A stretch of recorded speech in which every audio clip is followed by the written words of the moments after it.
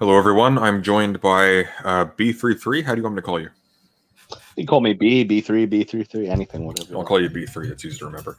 And we are, for some reason, I'm not entirely clear. Somebody asked me to. We're debating, I guess, on the Shroud of Turin. I'm not entirely sure what about the Shroud of Turin. Do you want to maybe lay out what the stakes are? Sure. Yeah. So the original thing that happened was I popped into Digital Gnosis's Discord because I was on the stream the other day, and I remember during the stream I brought up the Shroud of Turin, and I noticed that there was lots of nervous laughter and smirks and dismissal, and I didn't want to debate the Shroud at the time, but it's something I've studied for a long time, and I've noticed that atheists tend to have a tendency to demand physical evidence, they want physical proof of Christ's divinity and so on. But then when you bring the Shroud up, they just laugh and smirk and they just dismiss it out of hand without having looked at it at all. I see. So your contention is that the Shroud stands as physical proof of Christ's existence, or no? I don't say it's proof. I say it's a strong extra. If you think there's good evidence for the resurrection, the Shroud sort of helps you along the way. It gives a little bit of physical information there. So I'm just wondering why atheists are so dismissive of it when they're always demanding proof of physical proof. Well, I'm not an atheist, so I can't speak for them. But I think generally speaking, the proof it's not just something proffered as proof. It has to be compelling. Like for myself, I don't know much about the Shroud at all, but my immediate thought is it's a piece of cloth that's been dated to roughly 1200 AD. So we're talking about a piece of cloth, okay, with the imprint of a man's face on it. I don't see how you link that to Christ 1,000 years earlier, and I don't see what it establishes, even if you could. Well, I'll explain that to you, but maybe we will want to do an affirmative negative. Are we having a formal debate here, or are we just having a discussion? Well, we don't have a moderator, so I think we're just having a discussion. I guess we'll just try to be polite. Yeah, so if you want a moderator, I'm happy to invite somebody in. Oh, I don't need a moderator. I'll moderate things myself if I have to. But no. So on the question of the Shroud, you kind of just said you're not familiar with it, you don't know much about it, right? Yeah. And you also said that simply based on the carbon dating, you believe it's from the 13th century, right? That's what I've read a while ago, and I actually don't know specifically which century. Yeah, well, this is the exact same view I held during my 15, 16 years of atheism. I just dismissed it as a relic and put it out of my head. I wouldn't even look at it because what is the point of looking at a physical artifact of a supernatural thing if you think the supernatural is impossible? To take the time to actually look at that seems sort of a waste of time, right? Okay, I take your point that if somebody doesn't take the Shroud as something connected to the supernatural, they're not going to treat it with as much seriousness as if they did. But that still has to be. But hang on, that has yet to be established, nonetheless, right? Yeah, sure. I'm just saying, I don't watch Ancient Aliens on the History Channel because I already have other beliefs that tell me there's no ancient aliens. But so I can understand why people would never look into the Shroud if they have other reasons for thinking it can't be possible. But once you actually start to look into it, I don't know if you were doing that or not a minute ago, but you realize I was absolutely not. I'm gonna lay my cards on the table here. I don't find the Shroud interesting in the least. I'm just a little. Somebody said again that you wanted to debate on this, and I had some free time. So, well, I asked the question why do atheists, when presented with physical evidence, just laugh at it when they're always demanding physical evidence? So, well, it might just be laughably bad. Well, hang on. Just because evidence is physical doesn't mean it's good. It could be laughably bad evidence nonetheless. Very true. Very true. Yeah. So I guess my question then is how do you characterize it as being something that isn't laughably bad, so that you can I think point out this irony. Maybe we could start chronologically. Instead of me giving the strongest reasons, I'll give the first in history. The Shroud has been in circulation since the maybe the 15th, 14th century, and it was claimed to be a relic of it was claimed as the burial clothing of Christ, and it's a very strange artifact. It has no artistic pedigree, right? So typically with art, a piece of art is going to be placed in a context of place and time. You're going to know the genre of art or the tradition of art, and the Shroud is not like that. The Shroud is a linen fabric with a very faint ghostly image on it, that was displayed for some hundreds of years, and not until 1900 or 1901 or two was it actually photographed. What happened was this was a relic of devotion and like adoration, but nobody had actually made a photograph of it until the past 120 years. And when that photograph was taken by Secondo Pio was a photographer. He took a photograph of this relic, and when he went into his like red dark room to develop it, he saw the negative, and instead of a ghostly image, what he saw was a very full, accurate like image. So essentially, what we're saying here is that the shroud itself is a photo negative, and when you look at the negative of it, it's a positive. Like you see an actual anatomically correct body of somebody. I see, and this would work in the favor of it being legitimate, because if it wasn't the case, you would expect it to not be clear under scrutiny. You'd expect, of course, it needs to be front and center. There's 2 points there. So first of all, nobody had the ability to take a photograph in the medieval period, as far as we're aware. That's why a lot of people say Da Vinci did it, but we have evidence long before Da Vinci of the shroud. So that's a non-starter. But not only did people not have the ability to take a photograph, but what on earth would be the point of making a photographic negative in the year 1450 or something, and then not having anyone discover it until 1902? So the fact that it has a more clear positive image in the negative, when you have a negative in your face, that's the first thing that made people say scientifically, well, what the heck is this image? And that's why. So I'm going to stop you there for now. We'll move on to the next your other arguments afterwards. I don't know the science of this at all, so I'm not going to bother challenging that. Let's assume, for argument's sake, that is exactly what it is as you characterize it. How do you come to the conclusion that this is therefore the shroud that was over Christ's face, and how does this help your case that Christ is divine or something like that? Like, help me out with that. Yeah, there are lots of lines of reasoning or evidence for the fact that it's Christ. So supposing this was some sort of artistic work in the Middle Ages, right? People in the Middle Ages did not know lots of things. They didn't know what a Roman flagrum looked like. So a Roman flagrum is the thing that they whipped his back with. And a Roman flagrum it was basically a little piece of wood with leather straps with a couple of small barbells, like metal barbells, on the end of 3 of these straps. And if you look at the image of the shroud, you see that his back is covered in these accurate blood wounds of a Roman flagrum. Oh, that's interesting. So the shroud was a full body covering. For whatever reason, I always thought it was just like a thing that was laid over top. Okay, that's interesting. Full frontal and full back.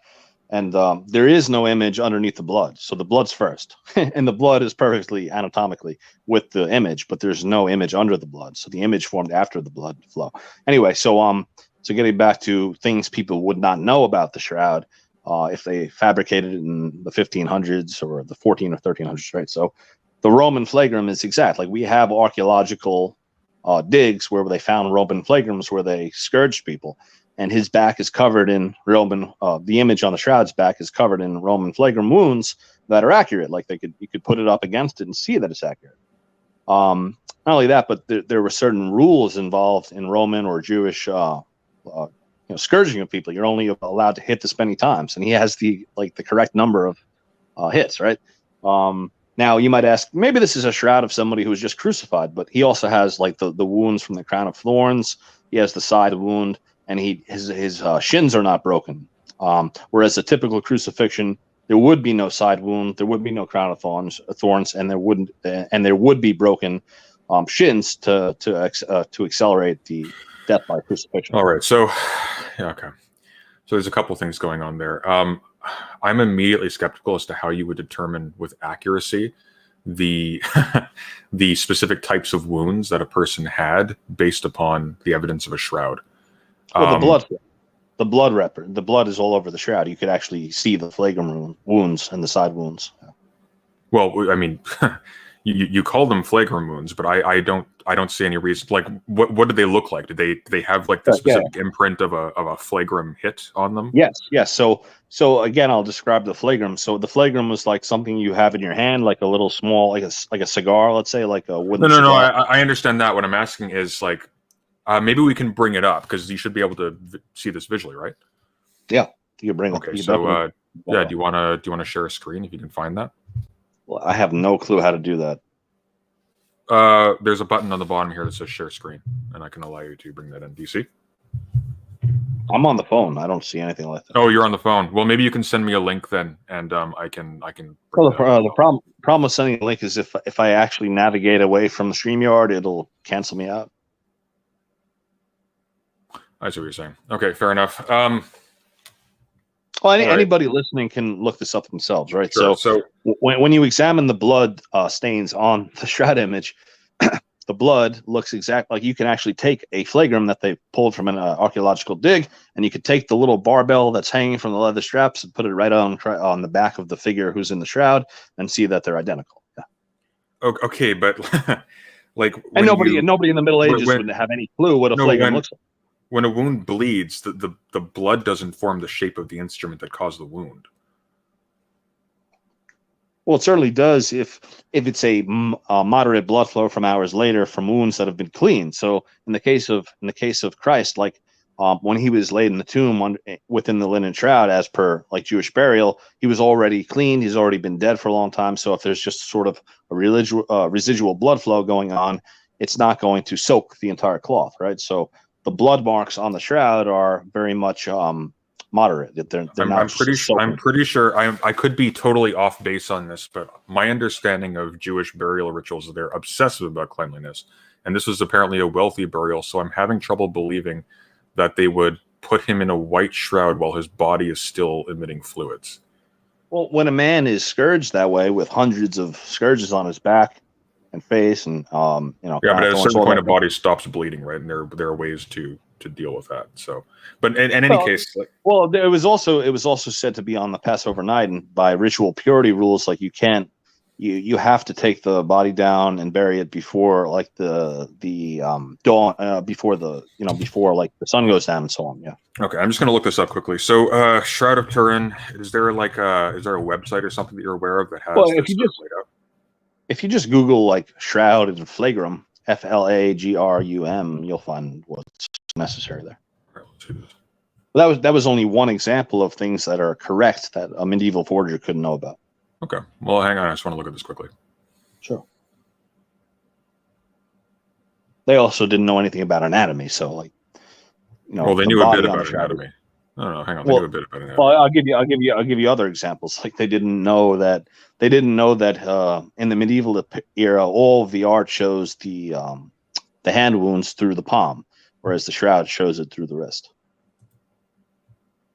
Oh, I see. You're talking about the anatomical placement of the. Well, yeah, the anatomical accuracy and also details nobody in the Middle Ages is likely to have known about, right? And well, they might have. Well, hang on. They might have known that. They might have known that your hand is unlikely to support your weight when it's got a giant hole through it for an extended. Yeah, they might have conjectured that or suppose that. That's certainly possible, but none of the art show that. Also, does the tradition actually hold in literary terms that the nails were through the hand, or was he simply nailed to the cross? Well, non-specified. In Aramaic, I think in Aramaic, Greek, and Hebrew, when they say hand, they mean everything from the wrist up, so it's not specified. Mm-hmm. So what does it say? What does it say? What would it have said to the people at the time the shroud was found? Well, it would have said his hands were pierced, right? So in like European languages, that means the hand. It doesn't mean the wrist. Whereas in these earlier languages, it could include the wrist. Yeah, hang on a sec. And keep in mind, these are things I've gathered from documentaries and reading and stuff. But I don't hold myself out to be a perfect shroud expert. So no, that's fine. You'd have to dig into the deeper literature of these claims. But these are things that I consider undisputed, like largely undisputed. No, it's fine. I'm looking. I don't have off the top of my head where it says specifically how he was crucified. So. Yeah, well, a lot of things that are put on the table here in this discussion, people are going to have to find for themselves. Like we can't necessarily nail down every fact, not to make a pun there. Okay, well, I mean, the problem you're left with at the end of the day is that let's assume again that everything is exactly as you described. You have a shroud that has an uncanny resemblance to a type of Roman-style execution, whose particulars were, let's say, reasonably obscure to whoever found the shroud or whoever first started circulating the shroud, such that it would be uncanny if they managed to replicate precisely the conditions you would find a body in from that time, as we now know with the benefit of modern knowledge of archaeology. Again, that seems to me that that's all you're left with. Nonetheless, you're still left with just an uncanny looking shroud. How do you actually connect this? It seems to me that it's harder to establish the legitimacy of the shroud as evidence than it is to establish the existence of Christ's implicator. You say it's harder to say that again? Sorry. It appears to me at first blush that it's harder to establish the connection of the shroud to Christ specifically, because again, it seems much more easy to say that it's, well, you could even just leave it blank like anything else. Like there's just nothing, it seems to me, that definitively. Yeah, I understand what you're saying. So I mean, that is why certain secular like people who analyze the shroud have made wild hypotheses. They said like maybe it was Christ, or maybe it was somebody else. Maybe in the early first century, somebody tried to make a replica, and then there was some seismic conciliatory than wild, because I think it'd be much easier just to say it's probably. You got to hear what I'm saying. Again, like I'm assuming I'm giving you like a lot of I'm granting you a lot here, and at the end of the day, like you can just get to, well, it's just that's kind of interesting. It's weird how it sort of lines barely up like not to make a pun, but we barely scratched the surface, and the surface is very important of the shroud, because the actual image on the shroud is nanometers. Like it's a tiny. It's like the actual image is a fiber a little thinner than like 1/100th of a hair, right? There's no image deeper than that in the fibers of the linen. Linen is plant material made from flax, and the actual image is so surface. It's so specific to the surface that if you go even like a nanometer into it, there is no image. So we've only barely scratched the surface here, and you're asking a lot of questions. So what I was trying to get at a minute ago was that I sort of lost my train of thought, but the fact that something, you have two lines of evidence here. You have the tradition of the actual shroud, like the fact that it was preserved for a long time, and then you have all of the scientific data that came out only in the last century. That you want to scratch your head and ask yourself, like, why was this preserved, and then why does it have these strange features that it does? So that's kind of where things stand right now. Now, what was you asked a question a minute ago, and I was answering it, and then you cut in, so I just sort of forgot the full question you asked. Yeah, so did I. Again, though, it seems to me that even if I grant you all of this, that we're still stuck here with just, oh, that's weird. Oh, like it's like you can ask, well, why does it have these qualities, and then admit that there is no answer to that, or the answer is lost to us, to be more specific. Do you know anything? Do you know anything about the STURP team? No. Right, the STURP team, STURP, is the Shroud of Turin research project that was undergone in, I guess, the late 1980s, where people from Los Alamos and the highest, like Caltech, like people at the highest scientific institutions were very curious about all this talk about the shroud, because it was part of the general cultural milieu at the time. Like we have this shroud that's a photo negative, and it's anatomically accurate and so on. So they were allowed by the Vatican to research the shroud for a couple of weeks or maybe a week long, and they brought all of the state of the art technology from I'm reading here, and the final report was, we can conclude for now that the shroud image is out of a real human form of a scourged crucified man, is not the product of an artist. The bloodstains are composed of hemoglobin and also give a positive test for serum albumin. The image is an ongoing mystery, and until further chemical studies are made, perhaps by this group of scientists or perhaps by some scientists in the future, the problem remains unsolved. Right, and part of that is the anatomical accuracy. So they brought in people who were, even before the Shroud of Turin research project. There were people talking about it. So like you have like forensics experts and anatomy experts who, they put their depiction of an anatomical. I'm here. You're cutting out. You're cutting out a little bit. I think you're moving through a tunnel or something. Where did you last hear what I was saying? Just seconds ago. If you want to just repeat the last sentence. So people who have analyzed the shroud, both with STURP and before STURP, top forensics experts in Europe, top anatomy experts, and so on. They said this is a accurate depiction of a crucified man. The blood flows are accurate to the anatomy of where blood would flow if you're on a cross, or if you're like recovering from the corpse. The image is not present under the blood, so the image came after the blood. So you'd actually have to put the blood on first. It's real blood. Yeah, so it's a mystery. Like, how did you get a photo negative onto the top of the very smallest possible fibrils of the linen? And there's tons of there's 30 or 40 different physical lines of evidence we could talk about, like the pollen residue. Like there's pollen from. Oh no! Look! I'm willing to grant all of this. Again, like my issue here. Sure. I don't know enough about this to even contest any of this data, and it seems like there are some reputable people who say that it is legitimate. It's not insofar as we're talking about a piece of cloth that would actually make contact with a crucified man. It's legitimate. I just want to know, how on earth do you connect this to the Christ figure such that this stands as evidence for the divinity / existence of Christ?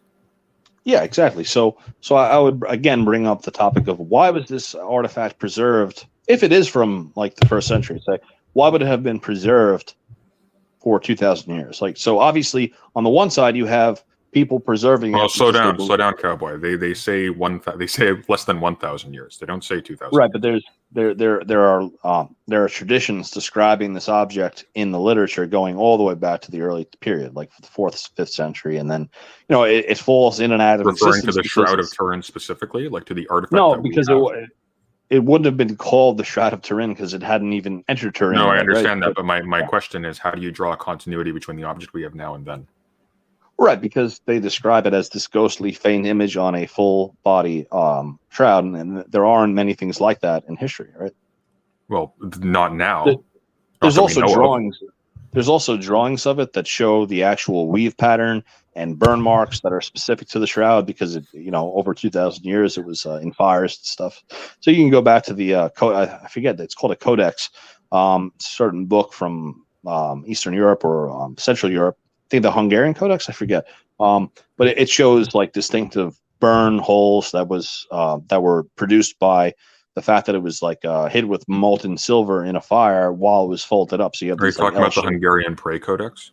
Yeah. So basically, you see the same pattern of burn marks in this drawing that's well before Da Vinci, well before the carbon dating and so on, and earlier references to it. It has a whole pedigree going back to the Crusades. It was stolen from Constantinople and so on. So I'm just reading.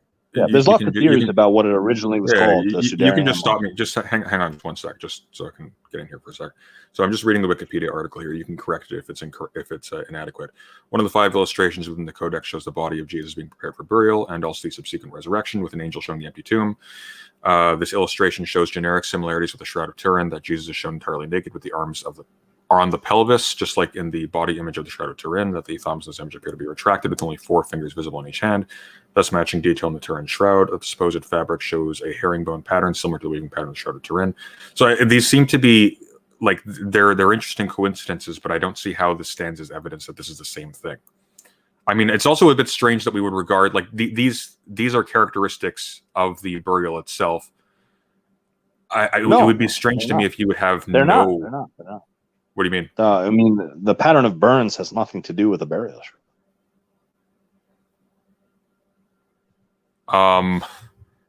There's L-shaped burns in the shroud. Like there are it's shaped as an L because the thing was folded over in multiple ways so that a few drops would make an L when you unravel it, right?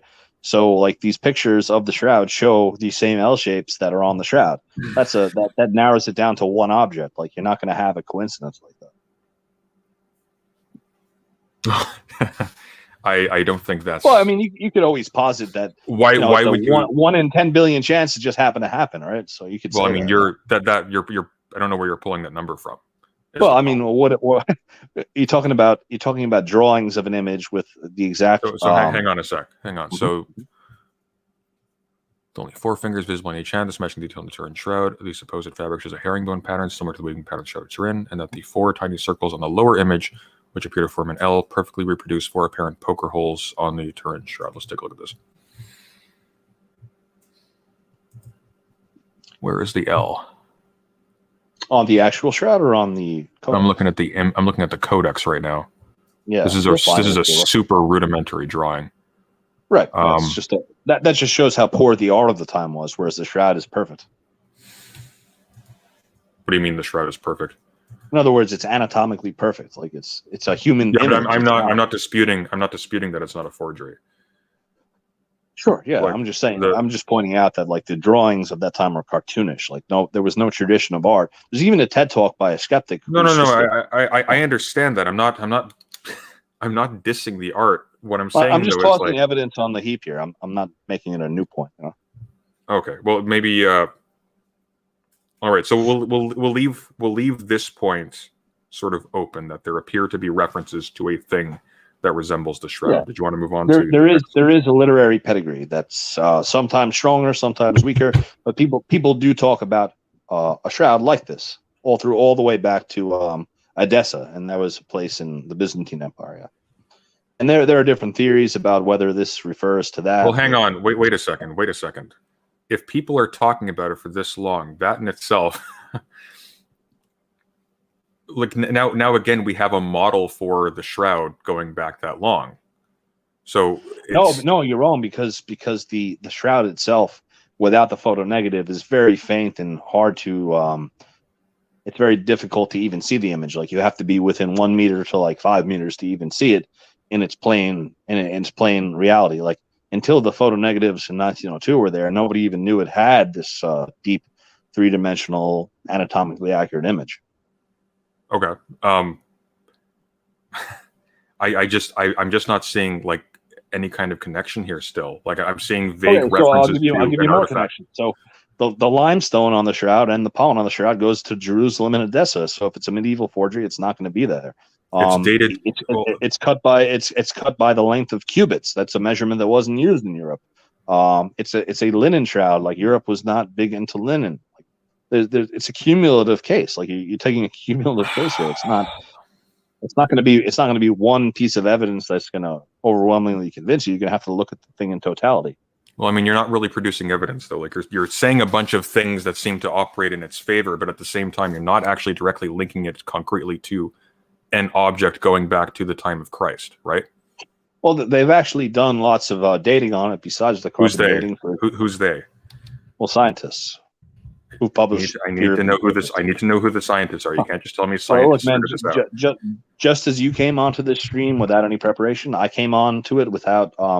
Yes, but the difference is that you solicited the debate, so I'm anticipating you to have something to back this up. Let me finish. So I was willing to come on the stream on research I've done years ago, right? So I don't have the names in front of me, right? So anyway, you can find this in any standard YouTube lecture on the shroud. Like if you want to do further research. So the thing is made of linen. That's made from flax. It's a plant material. So they're able to date it based on the it's called vanillin and lignin.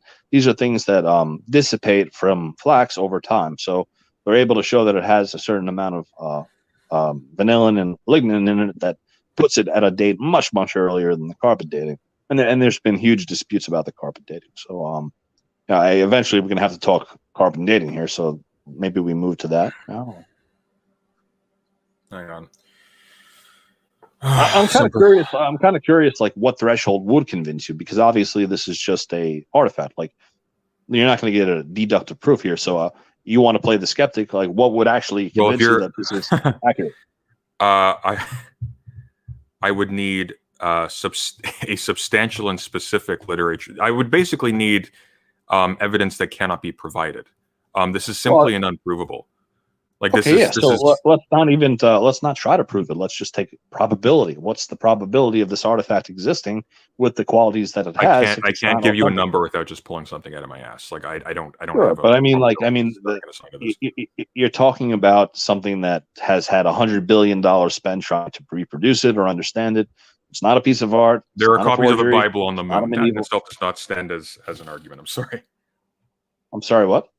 I said there are copies of the Bible on the moon. It doesn't particularly matter that people have spent a lot of money trying to prove there aren't. I mean, as far as we know, there are not any copies of the Bible on the moon. There are digital copies of the Bible on the moon. Yeah. What do you mean by that?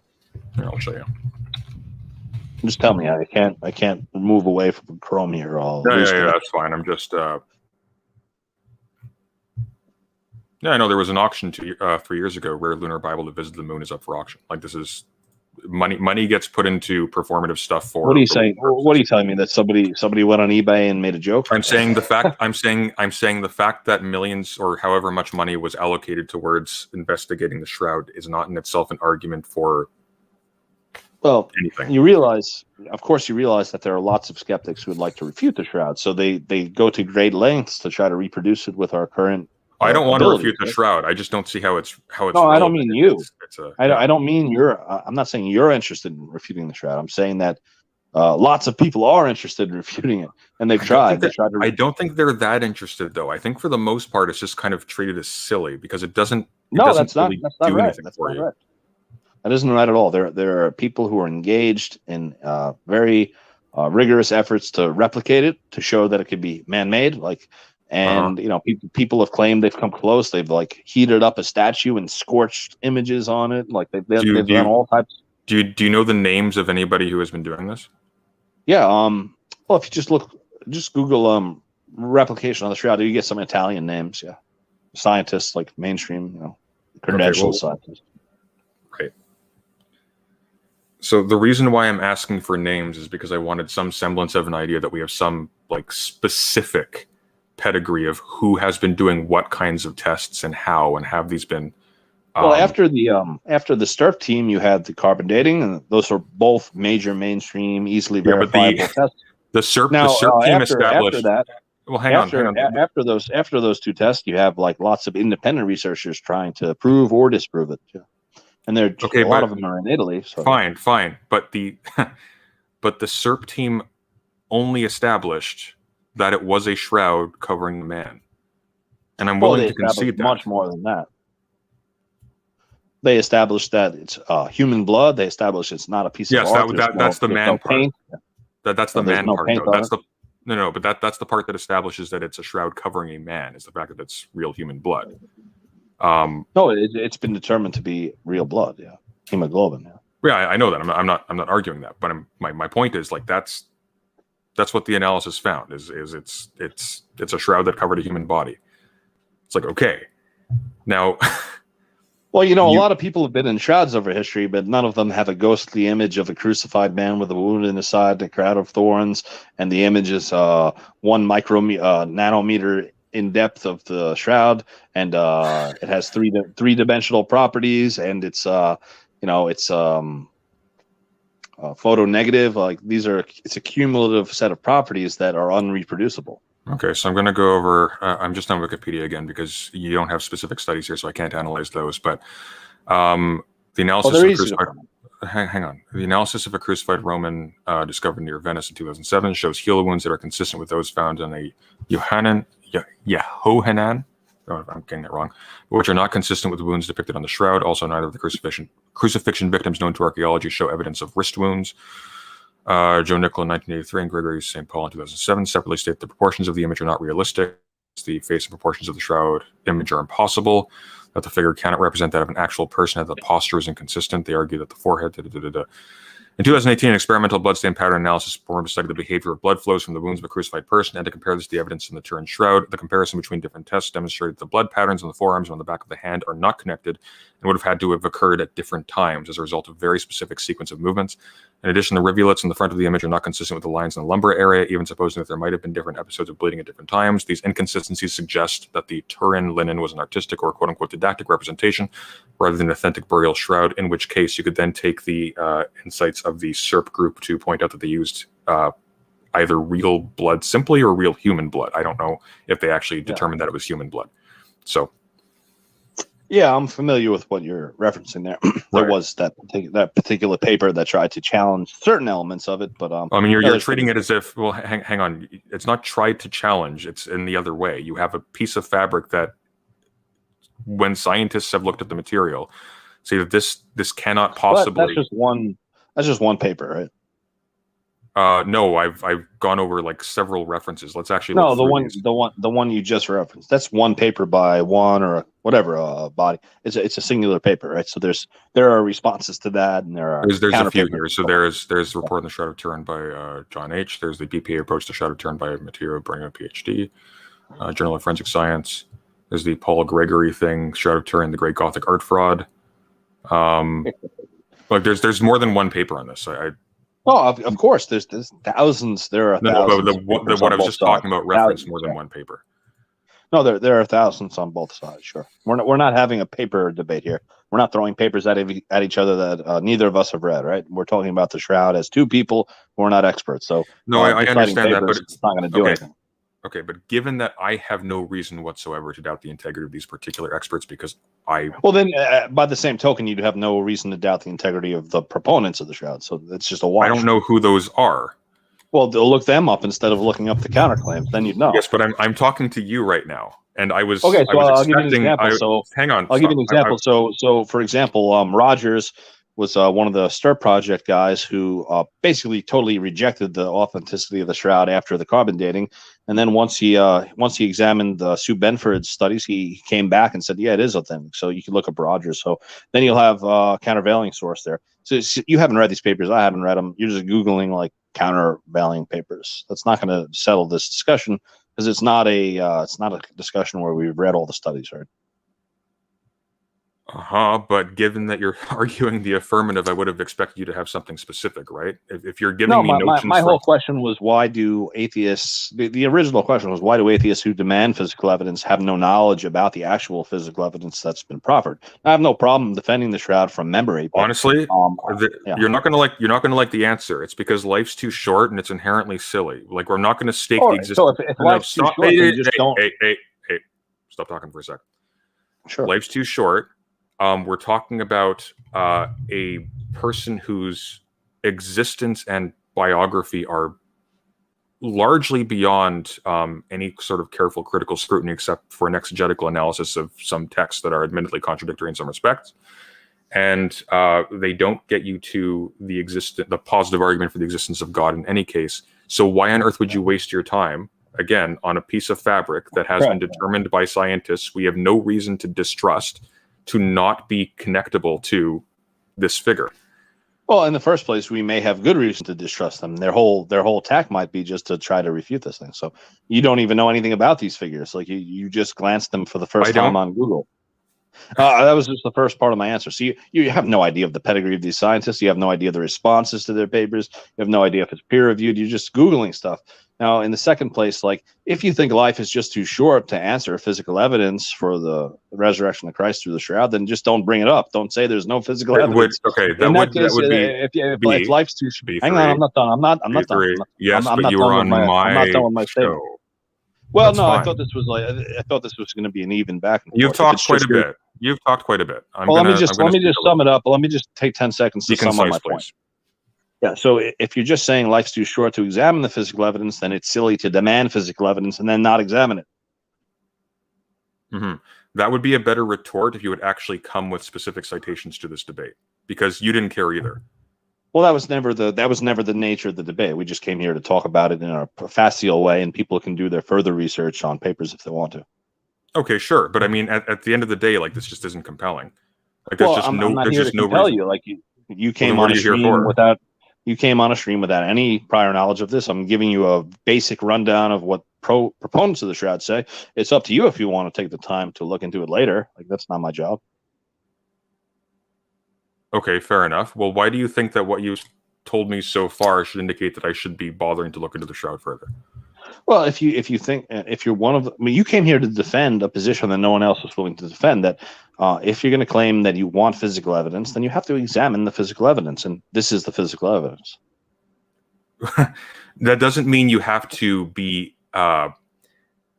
what's the word I want here? That doesn't mean you have to be just sort of openly, equally invested in every single supernatural claim that exists, and therefore carefully scrutinize all of the physical evidence presented by everybody for those things. But that's not what this is. This is a unique artifact that has had massive public interest and massive amounts of money trying to replicate and understand it. And the only scientific team that ever analyzed it is STRP, and they've said that we have no idea how the image was formed. We cannot replicate it. It So is not a piece of hang art. on. So not that wide public interest, surely, if only one team has ever analyzed it. Well, I mean, the Vatican is very careful with who they allow to touch such an artifact. So they were willing to allow a team of like the very top flight professionals of the time. They only gave them a week or two, and you had top photographers, top forensics people. You had the very top of the field at the time, and then they allowed laboratories to date it. So there were these two scientific analyses of the thing, Right. and other people have made other attempts. But it's not something that people can just put their hands on. It's a relative devotion. Right. So to be clear, what you just said is that there has been only one serious test of it, and it found that it was dated to about 1,000 years ago. Well, there's been, there's been other. Under 1,000 years. I understand where you come from. I understand where you come from because I said there were only two major scientific analyses of this, but there have been refutations of the carbon dating. But you'd have to be interested in the subject to actually analyze them and develop an opinion on it, right? Well, so the issue, I can't force you to be interested in it. I'm not disputing that, but if you're going to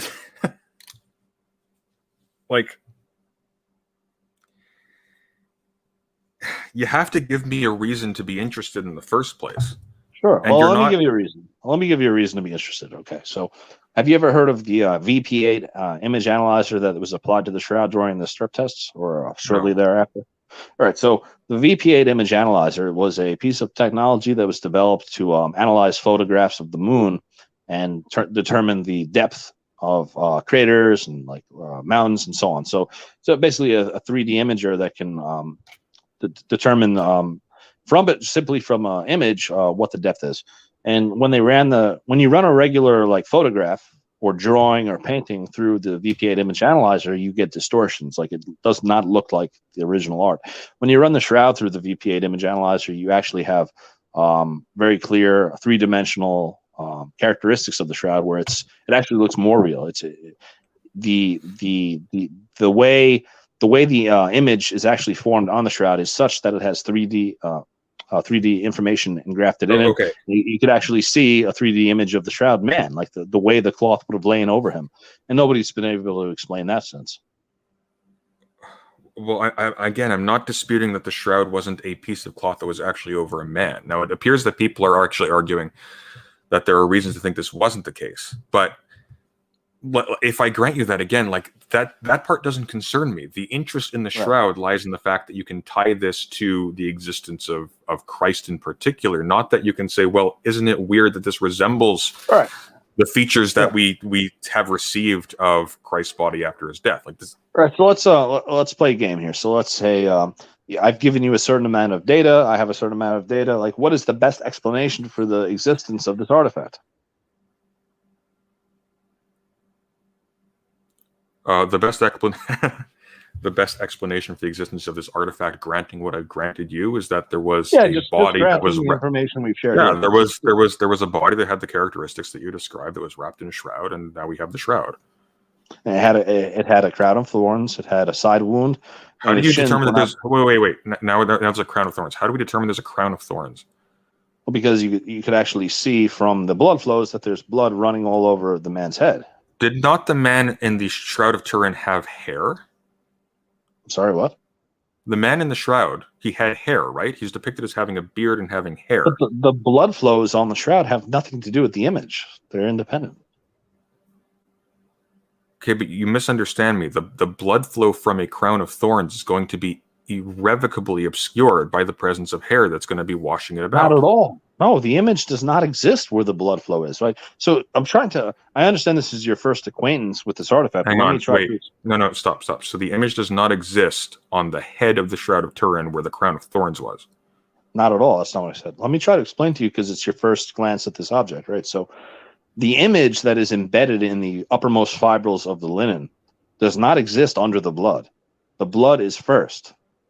Okay. If you were to scrape all the blood off, there's no image under the blood. The image came after the blood. Okay, I think you're misunderstanding my question here. I'm asking, how have you determined that the blood where the crown of thorns would be is from a crown of thorns? Well, you don't actually necessarily see a crown because that was long gone before the body was. No, I understand betrayed. that, but what I'm saying is from Well, the you see blood pattern of flow. the. You see blood flow all over the head. Whoa! That's I'm a finishing my thought. Yes. Go on. When, how do you determine from the blood flow, wherever you have found it, that it came from a crown of thorns in particular? Well, yeah, I'd be willing to admit that you can't prove distinctively that there's a crown. Then, In fact, okay, but you're citing nobody on the Christian side even considers it like, typically in art you see like a very okay, you see a very petite or dainty crown. What most scholars think now is that it was just basically a bunch of thorns that were just hammered into his head. So you see blood flows from the head, and that's what's significant, because in a normal Roman execution, that has nothing to do with blood flows through the head.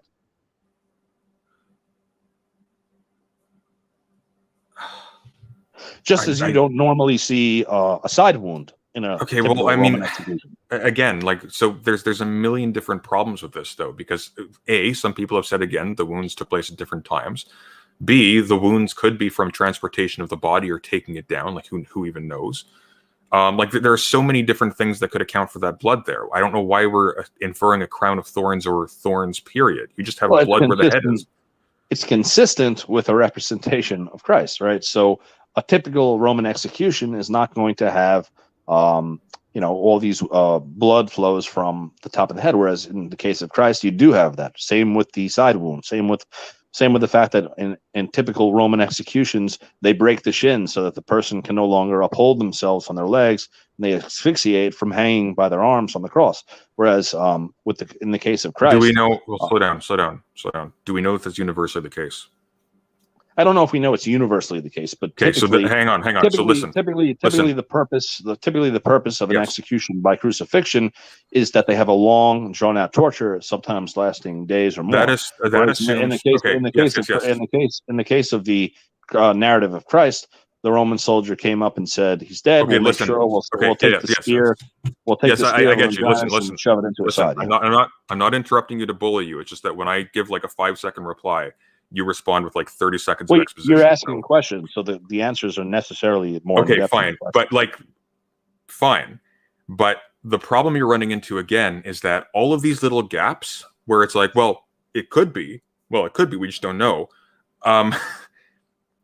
These are gaps that you don't overcome by just saying, well, it could be consistent. Like that doesn't work. Like, for example, with the broken legs thing, with the broken legs thing. Like, we don't have verification that every single crucifixion victim had their legs broken. We have no way of ascertaining that. Well, you'd have for God's sake, like if we were executions, you'd have to study the subject of Roman crucifixions to know how frequently they broke the shins to kill them. Yeah. Do you know? Not offhand, I don't. But my understanding from years of. Okay, well, how about this?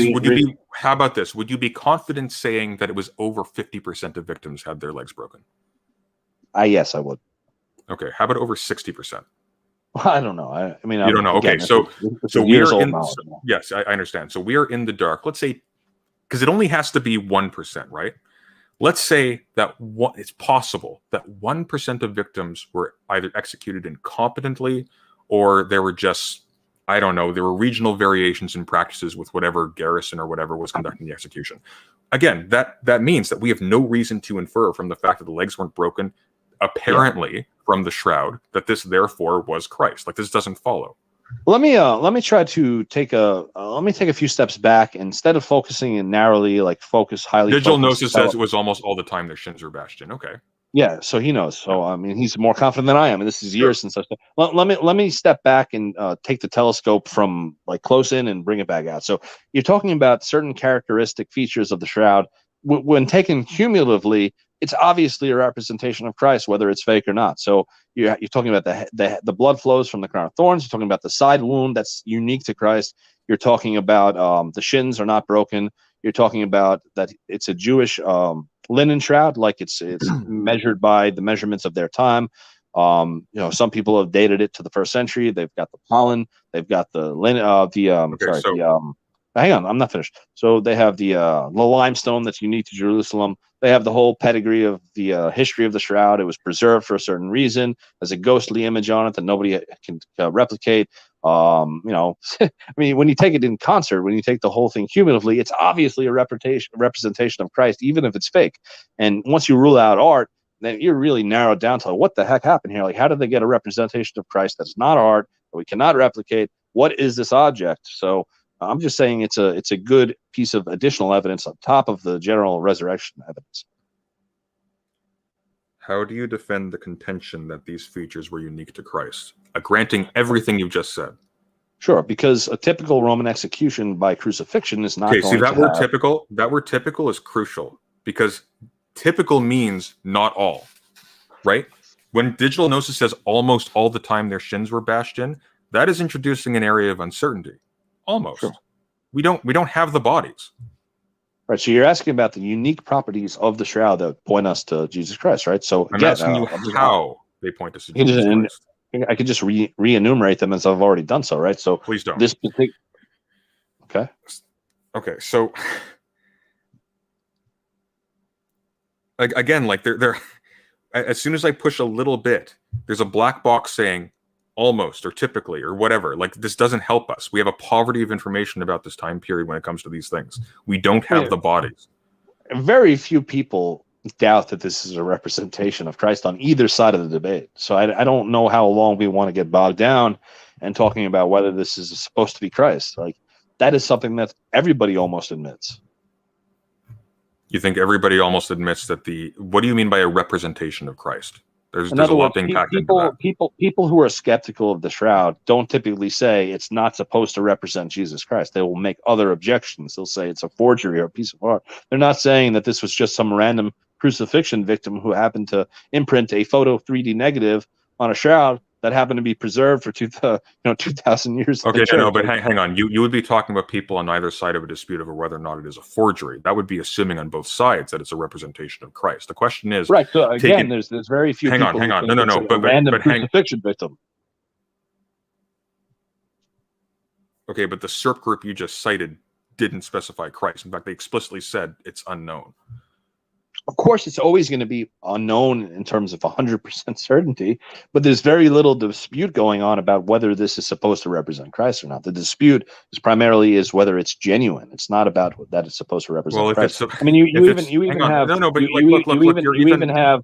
even have like his beard torn out, like that. These are all things that go to the gospel. Like, this is not a random Roman crucifixion person. He has his beard torn out now. Well, I hadn't mentioned that. How does the shroud show this? Okay, well, why don't you elaborate? Well, in other words, like those people who I mentioned earlier, like the forensics and anatomy people who have said that this is a perfect anatomical representation of a person, they say that, like, you could actually see in the photo negative or a blown up one that you could see that the beard is torn out. That goes right back to the narrative in the gospel. Let's look at this. Tore his hair out of his face. Yeah. And also a typical Roman crucifixion victim is not going to have 70 or 100 or whatever Flagrum marks in their back. That is particular to the gospel narrative. Okay, I'm just going to share a screen. And also, typical crucifixion victims are not buried in a shroud in a tomb. They're typically thrown in a pit, like Bart Ehrman would say. All right, so this is the negative. Yeah, look at that beautiful image. You telling me that's a piece of art? Show me the tradition of art that's from. I didn't tell you it's a piece of art. I was conceding that it was rhetorical. It was rhetorical. Yeah. Okay. So.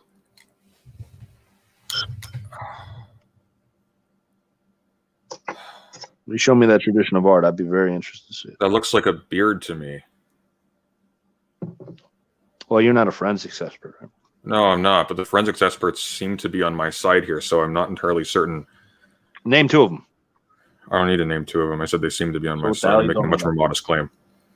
That's a much broader claim. No, it's broader, but it's more modest. There's a modest and broad are not on a continuum with each other. To say that all the forensics experts agree with you when you can't name one or two of them, it seems like a random claim that has no basis. Well, I can pull them up if you like. I have them just here. Yeah, pull them up. I want to hear five. Sure. Yeah, sure. We'll do that. I want to hear 5 forensic experts.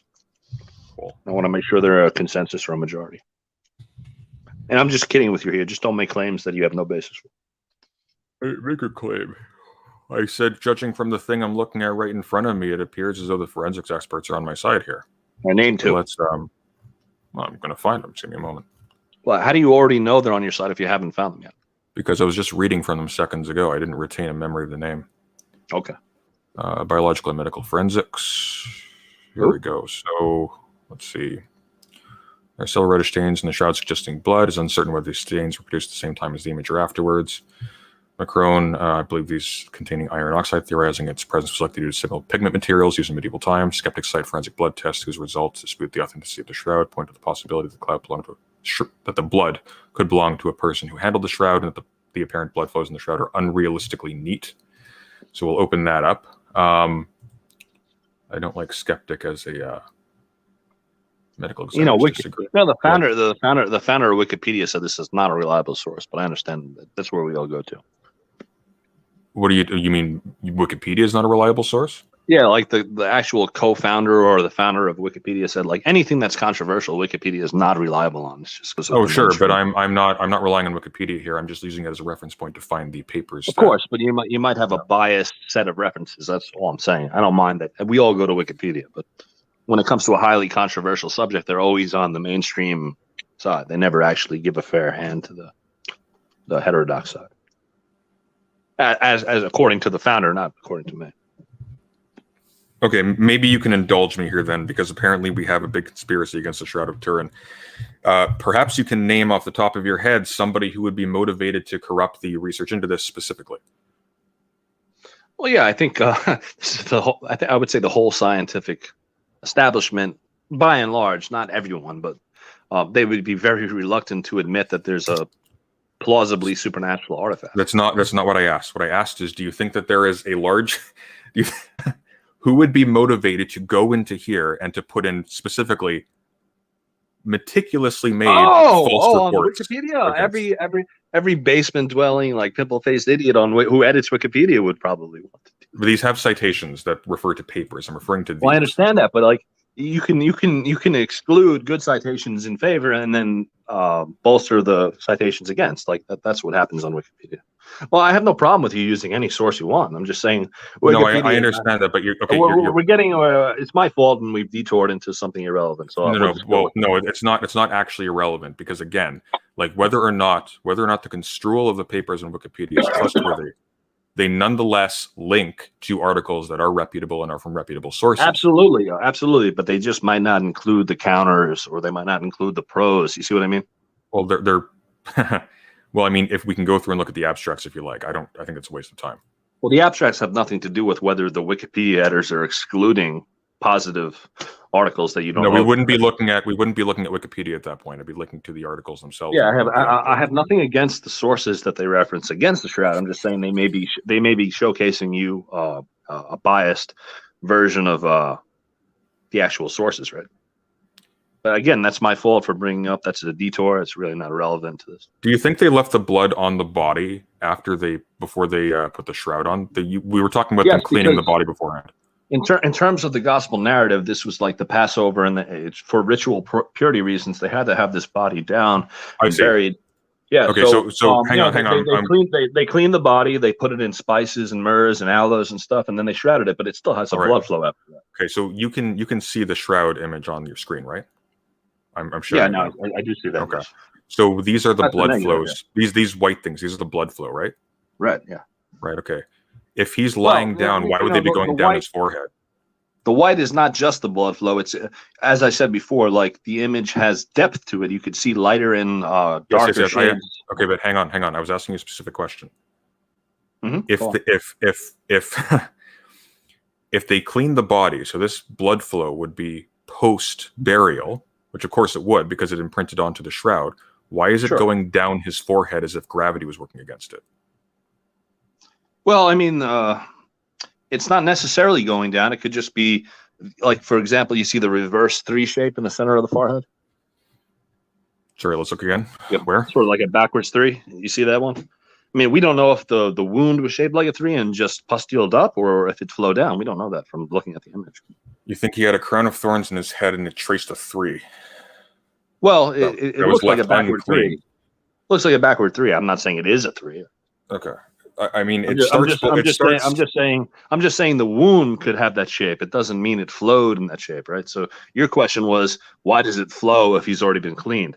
Now I don't know that answer, but I mean, people have done work on this, and maybe they'd have better. Look, if I've sparked enough interest in you to like look into this further, you can read 1,000 papers. If not, then I'm just giving you a summary. All right. Well, I'll tell you what. Given that this is an unfair debate, since neither of us are prepared, I will DM you when I've read 1,000 papers, and we can have this debate again. Oh no. I don't expect you to actually do that. Well, my whole point from the beginning was like people laughed when I brought the Shroud up, and you don't even know anything about it. Like you have to know about it. Like if you're demanding physical evidence, you should actually look at the physical evidence. Well, no, again, because even the description of Christ is tenuous, and the sources are contradictory. So, like, what sources are contradictory? You mean like the pro and con? Well, why don't you enumerate for us the full extent of the documentary sources for the existence and ministry of Christ? Well, I would read. Oh, wow. Now we're moving to the ministry. I thought we were talking about the Shroud. We can say biography if you like. No, because the issue with the Shroud is that it doesn't connect to the biography of Christ regardless. You're making an inference. Maybe. Seriously, I've already given you the reasons that it does. Like you've given reasons. No. You've given reasons. The artifact itself has that pedigree.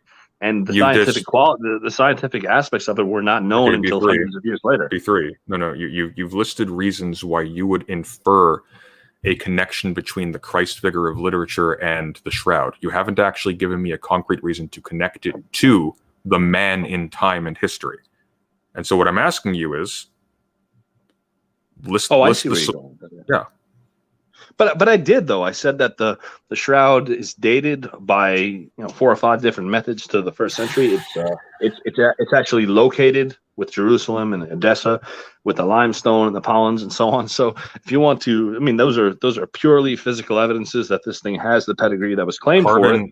Carbon dating takes it to 1390 AD at the latest, 1260 at the earliest. We haven't really tackled the carbon dating issue, and that is a big issue. But most, even people who are on the carbon dating team, say it's an imperfect method, and later datings have called it into question. So at a minimum, it's in deep question. That is over 1,000 years margin of error. Now, did you hear what I said? I'm saying people who were actually on the carbon dating teams have come out subsequently and said this is not necessarily. The most recent analysis from 2020 concludes the stated date range needs to be adjusted by up to 88 years in order to properly meet the requirement of 95% confidence. I don't know what you're reading from. There are 5 sources attributed to this. There is Riani et al. From Statistics and Computing, Regression Analysis with Partially Labeled Regressors, Carbon Dating of the Shroud of Turin. We have Cassiabianca et al. Radiocarbon Dating of the Turin Shroud, New Evidence from the Raw Data from Archaeometry. We have Journal of Archaeological Science, Walsh et al. An Instructive Interlaboratory Comparison, 1988, Radiocarbon Dating of the Shroud of Turin. The most skeptical analyses of this from reputable sources seem to indicate that yes, it is not accurate to the century. How are you defining reputable other than it's listed on Wiki? These are cited from journals. Do you want to pull one up? I'm not saying they're not from journals. I'm saying you made the claim that the only reputable sources. I'm saying, how do you know that when you're relying on whatever wiki is showing you? Because you can't bring up any other ones. Well, I'm not going to in the context of this like prima facie debate, but I'm not saying there aren't any. If you go to shroud.com, you'll find hundreds of papers from credentialed scientists, peer-reviewed. They're just not going to be on Wiki. Okay, what in your estimation makes somebody a credentialed scientist? Having the proper credentials in the field and going through a peer-review process for the publication, obviously. Okay, so break that down for me. What do those things mean to you? Well, a PhD in the particular field from an accredited university. For the first part, the particular field in this case would be something like archaeology or something. No, it depends on what avenue we're talking about. If you're talking about blood flows, it would be anatomy. It would be forensic pathology. If you're talking about pollen, or limestone, it's going to be geology. It's going to be. I mean, the entire case for the Shroud is cumulative, and it's based on areas of expertise that are ranging far wide. Look, what I'm R too. Yeah, what I'm getting at here is that it seems like it seems like you're gesturing vaguely at the existence of people with degrees who reference each other. That in itself is not sufficient. It has to be peer reviewed by, again, people I in said peer respectable reviewed. and reputable journals. Yeah, I I'm understand the that. I'm the one who said peer reviewed. I don't know why you're bringing that as an objection. Because I think your conception of what peer reviewed means is a little bit impoverished. It doesn't just mean you have peers. Why do you think that? Why do you think that? Why do you think, of all people, I wouldn't know what peer review means? Like, you've talked to me for a number of hours, so don't you think I know what peer review means? I've talked to you for 1 hour. Well, today, but I mean, you also talked to me on the previous debate stream. Oh, is that you? That was me. Oh God, don't even get me started on that. Oh no, let's not get started on that. Oh God, that was a fun time. No, but let's take for granted the carbon dating.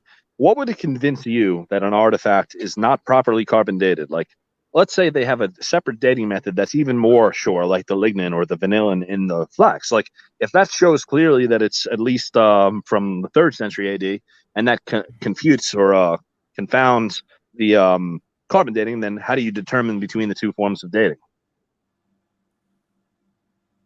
Why? Hang on. So if the organic dating of the lignin and the vanillin in the flax, of which the linen is made, shows that it cannot be as recent as the Middle Ages, then at what point do you say that the carbon was wrong? Like, how do you demarcate between, or how do you pick between, adjudicate between these two dating types that are in contradiction to each other? Can you clarify for me what this other dating is exactly? Like, where are you getting this from? It's called vanillin and lignin. These are things that are in the organic substance of linen from the flaxseed, from the flax plant. And over time, you expect certain amounts of vanillin and lignin to be in a shroud. If it's 1,000 years old, it's 1,000 years. And so if the date was actually 1300, then you would have the presence of lignin or vanillin, and you don't have that. So now you have two different dating methods that are in conflict. How do you adjudicate between them? I don't know. I'd have to look more into that. I just exactly don't know. Exactly. You'd have to actually have a glancing familiarity with the subject that you debate.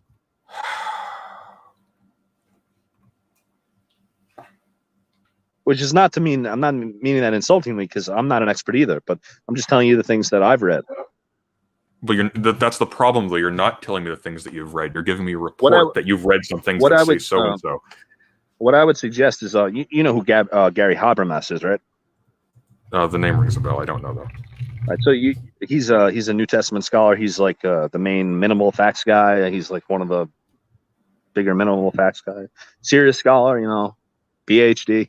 So also William Lane Craig. William Lane Craig himself was a proponent of the shroud. I'm familiar with William Lane Craig. So here's where I was getting at with the peer review thing, right?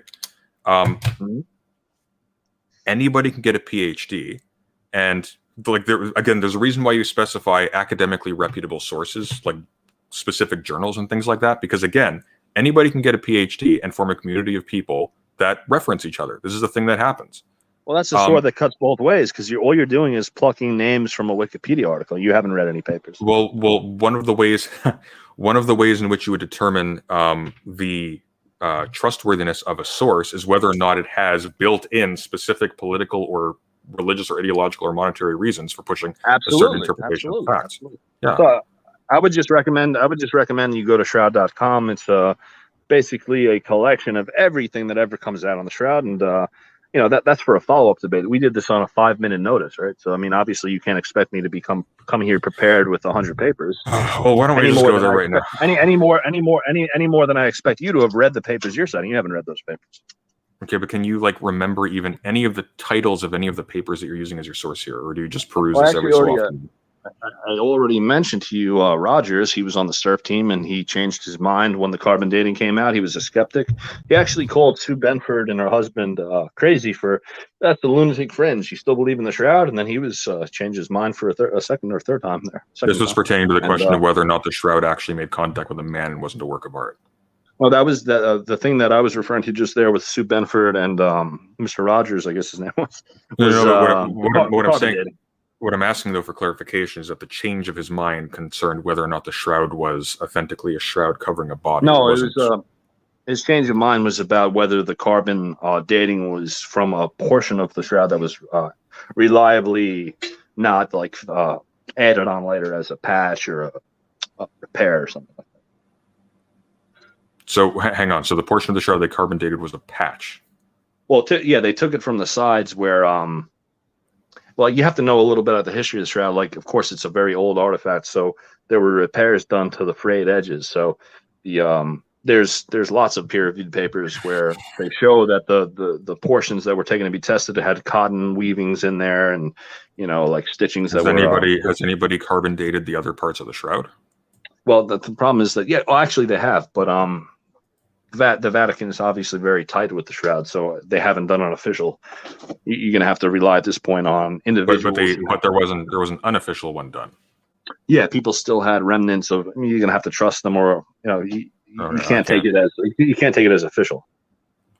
Yeah, that's going to be a problem for me. So yeah, I think I already gave you other dating methods that are easy that have been done, like the vanillin and the lignin and the Jerusalem pollen, and if this was a medieval forgery, I just can't stress enough though. I can't stress enough though that at the end of the day, the only thing you've been able to refer me to, following a bunch of statements that are just frankly uncited, is to a website called shroud.com.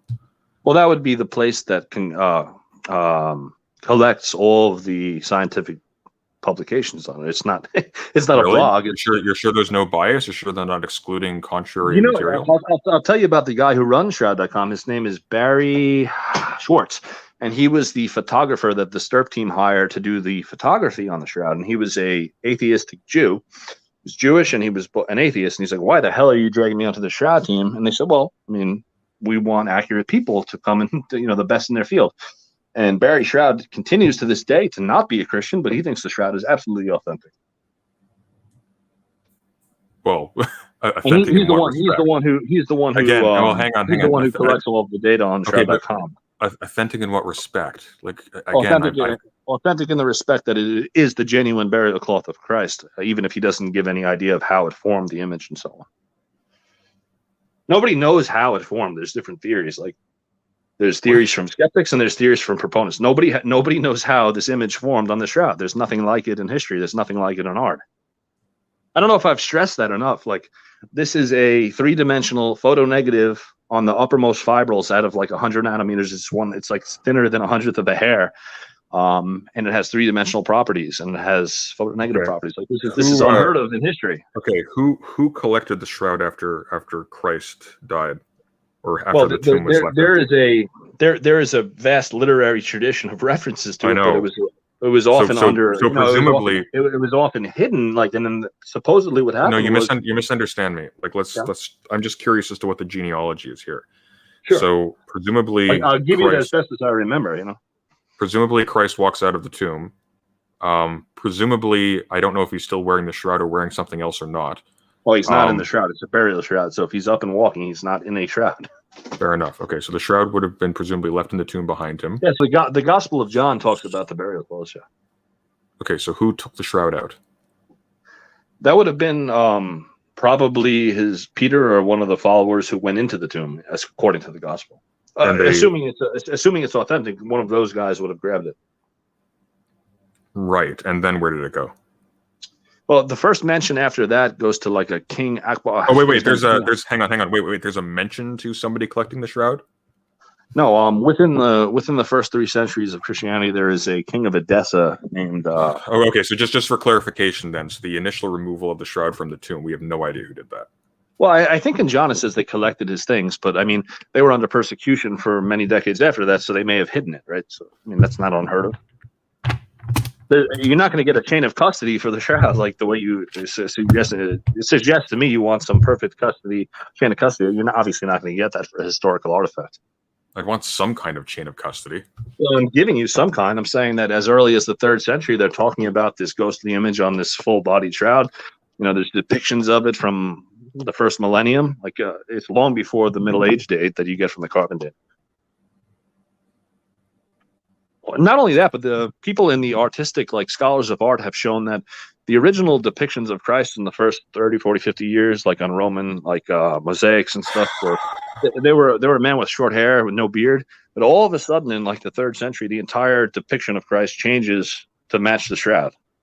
It goes to a long-haired bearded man. So the entire iconography and artistic depiction of Christ radically changes. Around that time when the shroud was first mentioned, or shown, or found, or what.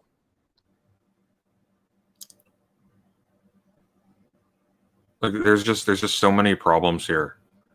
Like I have to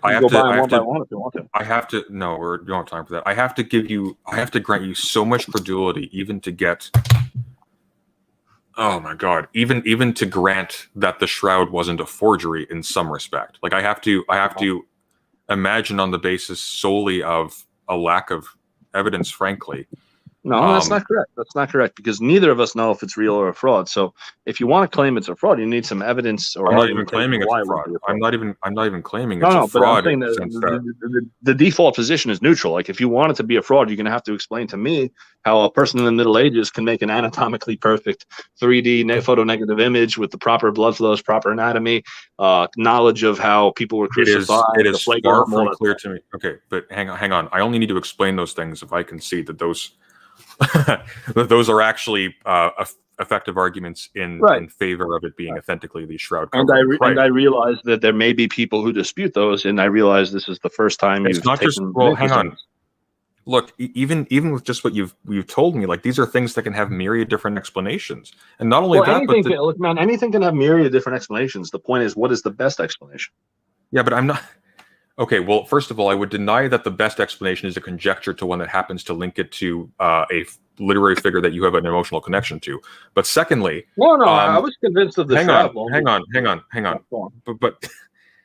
But secondly, I'm not under any obligation whatsoever to leap to a final explanation of this particular artifact. I can hold that in suspension for as long as I like. Nobody's asked you to do that. I mean, you're asking me what the best explanation is in the total absence of no, I didn't ask you. I didn't ask you for the best explanation. I said the relevant thing is, what is the best explanation? Now, if you're not in a position to judge that for yourself, then that would take much more research. Fine, but the characteristics, frankly, of a shroud linked to a figure who we only have a literary reference to, and not perfectly, by the way, and even the descriptions that I'm seeing of the shroud itself indicate that there are problems with this. Only by Googling skeptics. You didn't Google proponents. You're not giving me any names of proponents. I have no reason to take these proponents seriously so far. Well, I didn't come here to do that. That wasn't the point. This is a basic presentation of the case of the shroud. You can watch dozens of documentaries. You can. Well, I was told that you said that you wanted to debate. So no, I was concerned. What happened was I was in the Discord chat and everyone was like mocking the shroud, but none of them were. They were all saying, "Nathan, help us! Nathan, help us!" And then you showed up and said, "I'll debate it." Somebody said that you wanted to debate, so no, I was willing to. I came there just to ask the question: why do people who demand physical evidence of Christ dismiss it out of hand without actually knowing anything about it? Well, I mean, you say here, if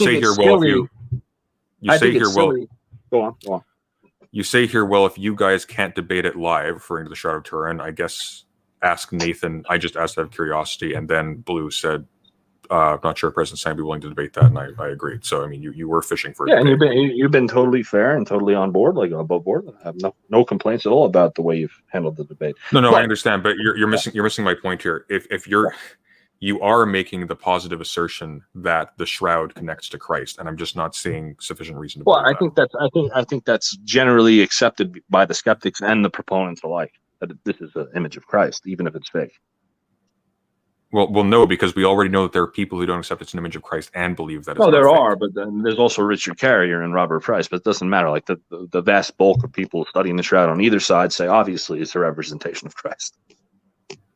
Okay, it's just like you have to understand this is really suspect to me that the only people you can bring up are basically popular apologetics and popular people responding to those. I didn't bring up to anyone from apologetics. I mean, you brought up William Lane Craig, somebody he cited. You brought up Richard Carrier. I think it's about it. Yeah, I can't remember the name of anybody except for Rogers from the SERP team. Well, Rogers is not a popular apologist. He's a scientist on the surface. No, I know that. That was the exception. As far as Habermas and Lang Tray, the only reason I brought them up is to show you that people who are credentialed PhDs from accredited, important institutions, are very much persuaded that the Shroud may well be authentic. It's not a fringe position. It's not a religious position. This is I also mentioned Barry Schwartz. He's not a Christian. He's still a Jew, and he still thinks. I know, but I'm not concerned with people being Christians or whatever. That's not material to the argument here. However, I guess just maybe let's move into more interesting territory. Let's assume that the account you've given definitively proves again that the shroud is indeed the Shroud of Christ, and that's his face specifically that's imprinted on it. Where does that get us? How is this important? That's much more than I've claimed or argued, but if you want to take that for granted, but let's assume that it does. I want to know what the stakes are. Sure. Like what does that get us if we assent to that? Well, it gets you a piece of physical evidence that would corroborate the historical testimonies on which most Christians rely. Like, I think the shroud, even if it did not exist, I would still be Christian. I'm just saying it's an additional piece of evidence that all the best skeptics with all the money in the world have not been able to explain. Okay, so that's certainly interesting. Evidence for what? Evidence for some sort of image formation on the shroud that is not explained by our best modern science with all the money behind it. No, I'm not talking about the shroud anymore. I'm saying the shroud treated as verified proof that Christ was made contact with that piece of cloth. Yeah. Well, that goes to the image formation. So if the image formation is either supernatural or something not in the power of nature or our present day technology, then that would suggest that whatever happened to him in the tomb that people recorded left this mark on the shroud in such a way that it cannot be currently explained.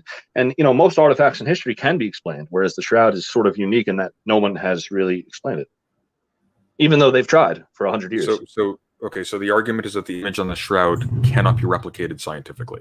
Cannot be replicated or explained or placed in any sort of context. So we don't know the chemical composition of what forms the image.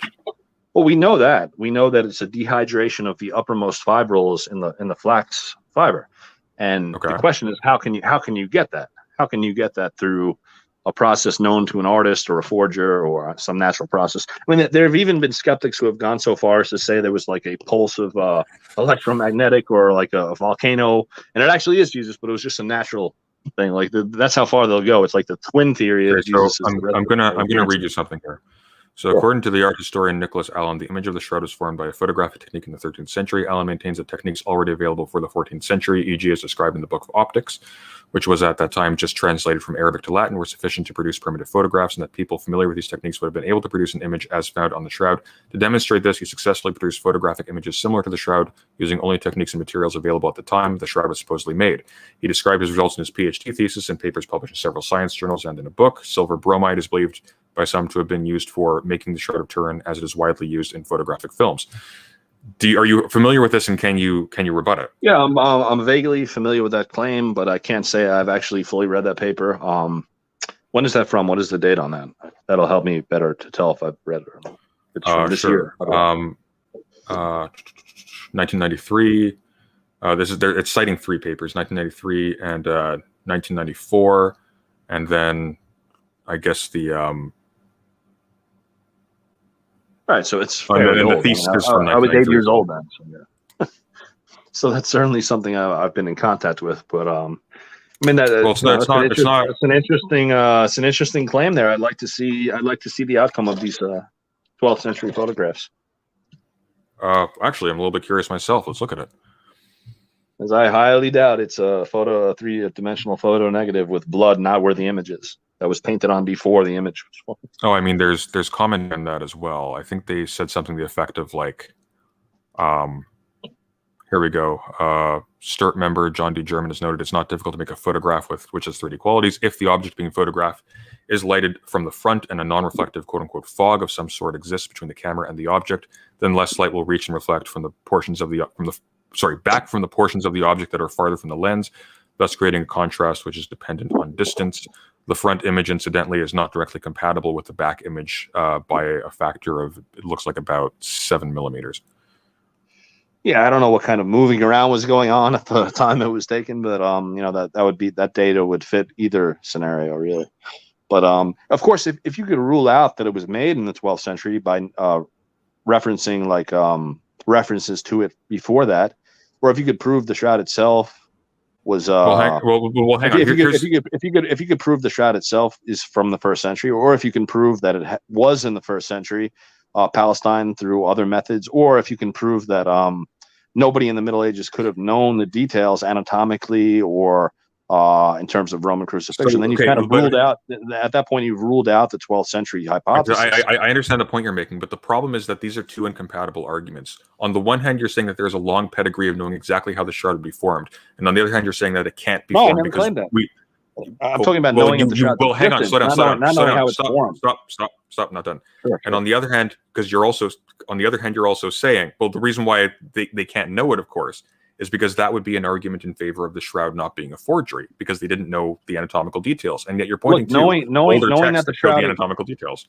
Knowing that the shroud exists has nothing to do with knowing how the image was formed. Hang on, you made specific reference to the depiction of the shroud. Right. So that means it had to have that's how you determine that the shroud we have now is the shroud they were talking about in these illustrations. Right. So if the properties of the image are anatomically accurate, and if they have historical information that nobody in the 12th century would have been aware of, then that could tell you, along with other data, that it's not from the 12th century. But that doesn't mean the people who passed the tradition along had any idea how the image was formed. Of course, they believed it was formed miraculously. So, I mean, of course, no, I'm not talking about how the image was formed. I'm talking about the details on the image itself. You're saying that we can verify that the shroud that they are talking about is the shroud we have now based on the details that they have depicted in their books. Yes, and yet at the same time, it can't be a forgery today because we had no knowledge of its details. Which one is it? Well, because you're equivocating on details. So in the latter case that you just mentioned, I'm saying we have no details on how the image was formed. I'm not talking about how the image was formed. I'm talking about details. That's what I was talking about. Okay, well, we're not talking about that anymore. I'm talking about the things. You're putting words in my mouth. Stop. That's what I was talking about. The things, the pictures, the characteristics of the shroud itself. Like there's an L shape formed by some puncture holes or something, like where the blood is, how the arms are folded. Like this stuff is depicted in ancient texts. Okay. Right. And then we have the shroud now, which matches those characteristics. Great. Now you're arguing that it can't be a forgery on the grounds that that people contemporaneously to the shroud's known circulation had no knowledge whatsoever of what that shroud would look like. But then you're also that's a mistake. Let me intervene here. Let me interject here. So of course the shroud looked at naturally without a photographic negative, you can still see the form on it. It's just in the negative form. You could still see the arms. You could still see the figure of the person. You could still see all the bloodstains. So you could definitely replicate that in art, even though you've never seen the true image of the photographic negative after 1902. So my claim was that it would have been sort of silly to preserve the shroud as the relic of his burial simply on the basis of the way it appeared naturally. But it was only in the 20th century that we actually found that this shroud that was preserved as the true burial cloth had these miraculous or unexplained qualities in terms of their image formation.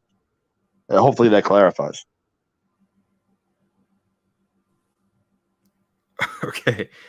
Again, so I'm going to try to put this differently. So what are the arguments in favor, not referring to the qualities of the shroud itself? What are the sociological, shall we say, arguments in favor of the shroud not being a forgery? Well, the whole chain of custody going back to early, the 4th century or earlier. Okay, how do we determine the very claim that it was a shroud long before these characteristics were known? How do we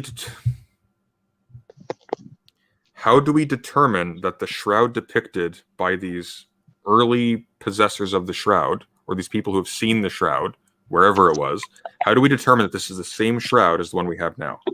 Well, in the first place, you could take those puncture marks. They're unique to that one shroud. They're not something that's an artistic No, motif. But hang on, wait. Puncture marks where? Puncture marks in the old depiction, or puncture marks on the shroud now?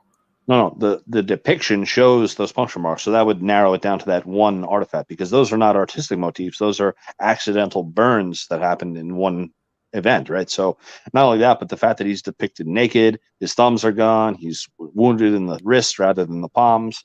The same sort of blood flows on the Okay, head. V3, listen to me. Listen to me very carefully, okay? Okay. Sure. So again, our sources for these for that time are not the characteristics of the shroud taken from the shroud. We have a middleman. We have somebody who has drawn an image depicting the shroud. My question to you is, how do we connect what they have drawn with the specific, like down to the physical location of it, the shroud that we have now? I think I understand where you're going. You're suggesting that maybe people drew these images first, and then the shroud was copied from those images, right? No. I am saying that even assuming that the people who drew that initial picture had an actual shroud before them that was 100% authentic, perhaps even with all of the same characteristics identically as the shroud we have now, how do you determine from the bare fact that they had an image that represents something that looks eerily similar to the shroud we have now? How do you determine that that is evidence that the shroud we have now is not a forgery, when that existence gives us a what's the word I'm looking for? What is it called? A template. That's it. Gives us a template for how to reconstruct the shroud they already had. Well, I would never argue that way. I would never say the simple depiction of the shroud prior to the carbon dating is proof positive that the shroud goes back to Christ. And I haven't argued that way. I gave lots of other evidences. Yeah, I'm not going to lie. The thing with the flax was a blur. I didn't even follow that.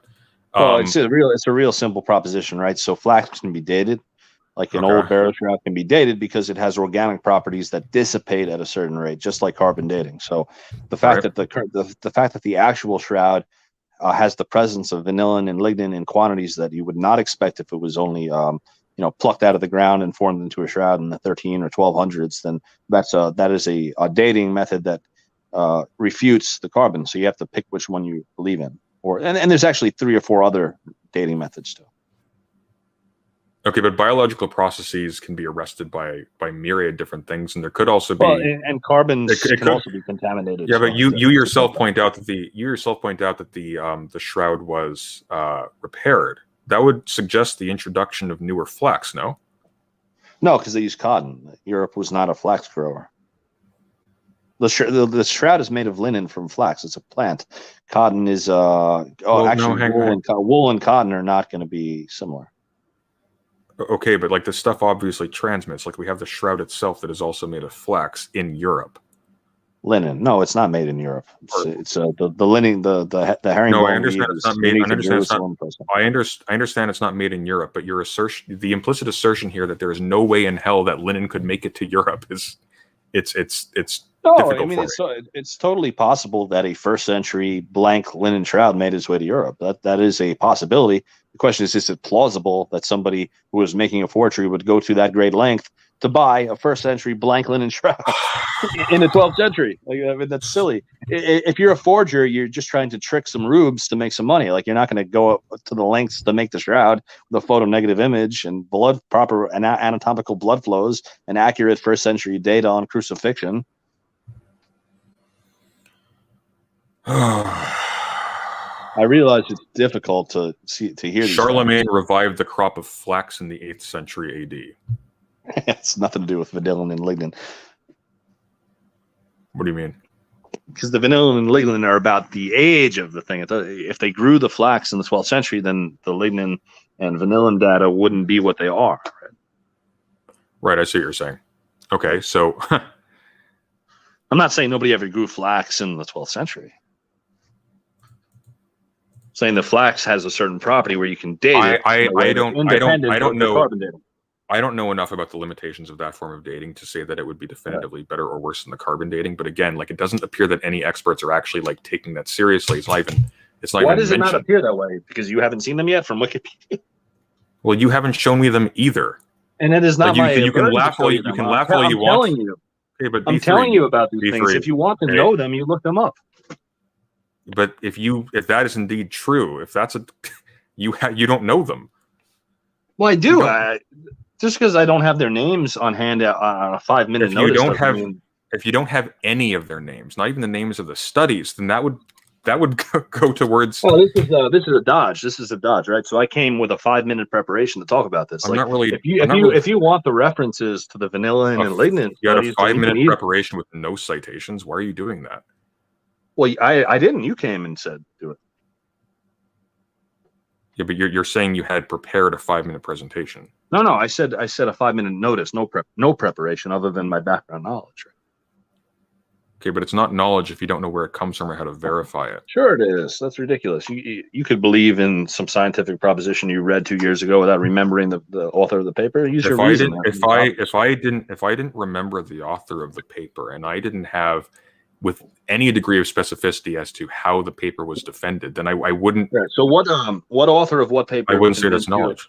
What author of what paper convinced you of the Big Bang? I wouldn't argue that I have knowledge of the particulars of the Big Bang. So you don't believe in the Big Bang? No, I do believe in the Big Bang because there seems to be a consensus at a low resolution. What author of what paper do you remember the name of who taught you that the Earth is 4.5 billion years old? I don't know off the top of my head. Right. That's the consensus. You don't know, so none of these things. So you don't know any of these things because you can't remember the author of the paper to tell me in 5 minutes notice. Tell me the author of the Gospels. Well, that's a completely different topic, and I'm not going to chase red herrings. I'm just showing you that you claim that because I can't name the author, I can easily get it for you after. I mean, look, all you have to do is DM me. I'll get you the papers. Like, don't use that as a I'm not carrying this. I'm not. Right, but then don't use a cheap rhetorical tactic that I don't know the name because I'm willing to give you the name after the debate. Look, I think you're a bit confused here. I don't have any incentive to use cheap rhetorical tactics on you because you're already not cheap rhetorical tactics. So you made it. You might have done it on accident. B3. Yeah. I could let you run roughshod over me on every single point, and it would convince absolutely nobody. I have no reason to be underhanded with you. I'm just telling you, this doesn't work. Like this is not compelling. I'm not saying you're being underhanded. I'm just saying that the line of reasoning you were using that I didn't have the name doesn't mean anything. You just DM me, and I'll get you the name in 20 minutes after the debate. But listen to me. If you're going to make reference to again papers and things that are supposed to give credence to your position and you can't remember the names or the details of any of them, then I have no reason whatsoever to take those seriously or to waste precious time looking into them. You just take them provisionally and then I'll provide you the papers that you DM me for. I'm happy to provide them. I've taken them all provisionally already and you can't get so then if you're doubtful about the status of the testing of the vanilla and lignin, I'm happy to find the paper for you after the debate. But I've never heard of somebody in a context of a debate that says, hey, take 10 minutes to go find these papers. Like, that is not how things work. I'm a creature of whimsy. Be my guest. Well, that's why I feel it's a cheap rhetorical tactic, because I've seen this 100 times. You know? Where's the paper? Like, you don't do that in the middle of the debate. I'll get you the papers after. I'll post them in the Discord. I don't care. Hang on. So you've seen this before, right? Yeah, in debates, like when people have asked you, people have asked you in debate to produce the paper before. Yeah, in other words, like during so you must be very experienced in procuring this paper efficiently. No, I didn't. You can do it in 10 minutes. I didn't refer to this paper. I said in debates, I've had people when they're backed into a corner, they say, "Give me the paper." Like they're not going to read it to me. Fine, but I'm going to give you. What I typically say to people in that case is, I have no problem giving the paper. DM me or put a pin in the chat, and I'll get it for you after the debate. We're not doing that. You don't pause a debate and then read the paper for 30 minutes. I do whatever I want. So this is the bargain I'm giving you. You can take as much time as you want within the span of half an hour. Within the span of half an hour, I will let you procure the paper. If this paper is so distant from your experience that you can't even figure out how to find it, then I'm not going to take it seriously. Well, I know exactly how to find it. I'm on the phone now. I can't even move away from the Chrome browser without losing connection here. So that's not the nature. We didn't have a pre-planned, prepared debate where we come with papers. So that, to me, that's just a rhetorical dodge. I'm happy to produce it for you afterwards. But if you listen, if you have this whole presentation prepared, I would expect you to I have no prepared presentation. No prepared presentation. This is all off the memory. In fact, I'm making soup right now. I can't even. Okay, so my question again, we can break down my reaction to this recurringly for the last hour. Is your memory of what? Oh, my memory of having watched 15, 20 in-depth documentaries on the subject and reading dozens of papers on them over the past 4 or 5 years. Okay, somebody wants me to ask you before we go. I'm really curious what would be the explanation that the Catholic Church refuses to accept it as authentic. I don't particularly care about that, but you can. Well, I think the Catholic Church doesn't want to commit itself officially to something that could be wrong, and I agree it could be wrong. There could be some wild natural explanation for the shroud that we're nowhere near finding yet. So the church never commits itself to something as uncertain as the shroud. Even if it had, they're still in favor of the shroud. They say you could have devotion to it. Many popes have said they think it's genuine, but they're not willing to confirm that. So why are we arguing about this? Oh, because I asked people why they haven't looked into the shroud when they demand physical evidence for the resurrection, but don't actually look into it, just as you haven't. Because even the evidence for the shroud is lacking. But you don't know that. You've never looked into it. I've only given you a slim scraping off the top of the evidence. There's like 20 other arguments for it. Well, so you say, but you can't produce any of them. So. Right, but your reluctance to even broach the subject on your own time, it just shows me that this facetious demand for physical evidence is just a dodge. Like, you don't want physical evidence. I think it's stupid to ask for physical evidence in the first place. There's plenty of historical evidence, but the fact that we do have physical evidence and nobody on the atheist side even wants to look at it. The reason why it's silly to ask for physical evidence is because there's a poverty of historical evidence anyways, and that's to be expected given the time period. This isn't like a comparative thing where we have more physical evidence for everything else and just not this. That's immaterial. The question is, how does this stand? You're welcome to. The question is, how does this particular thing stand as compelling physical evidence for the assertion? And it can't even link it. I'll tell you what, because it corroborates the resurrection accounts, and it has a historical pedigree. It is unexplained by science. Its properties, despite the billions spent on it. Wait, it only corroborates the account if the argument is settled that it is contemporaneous and identical with it doesn't work. You have one piece of a piece of fabric. Well, it's more than a piece of fabric, obviously, just as a book is more than a piece of paper. It has properties. It has discrete properties about it. Which every atheist who wants to win some status, go out and prove this is a forgery and artifact, and they can't do it. So obviously, we have a problem. I'm not an atheist. I have disdain for this because it's arrogant and silly. Like, you have such a poverty of data here. You can't even we've only scratched the surface. What do you mean a poverty of data? We've only scratched the surface. There's nothing beneath the surface. I've asked you. Well, how, you don't know that. You've never even looked into the subject. This is just bravado. It's just okay. But there are a million. Listen to me. There are a million different puddles I will stomp in before I waste my time on this. Anyways, so that just shows me my original contention was correct. The people who demand physical evidence don't actually want to look into that which is provided to them. I don't demand physical evidence. I don't. Well, I'm not saying you, but you came to the defense of those who do demand that. If you're not talking about, hang on. If you're not talking about me, then my behavior here doesn't indicate anything. Well, if you're coming to their defense, then you've taken up the burden of proof on their side, right? You should just walk away and say, I'm agnostic about it. I'm just saying that they have no reason to give this attention. This is a waste of time. The entire thesis of the debate is this: people who demand physical evidence for the resurrection or for Christ or miracles, once presented with it, they just scoff, laugh, smirk. But they don't actually look into it. How is the Shroud of Turin? I'm not saying you're doing that. I'm saying you're taking their case. You're carrying their brief. Hang on. So the Shroud of Turin is now evidence for miracles. Right. So if you have an artifact that is best explained by something that's not in the powers of an artist, a forger, or a natural process to create, then that would be probabilistic evidence that something happened with Christ's body that made this image on the shroud. Something supernatural. We haven't even linked it to Christ's body.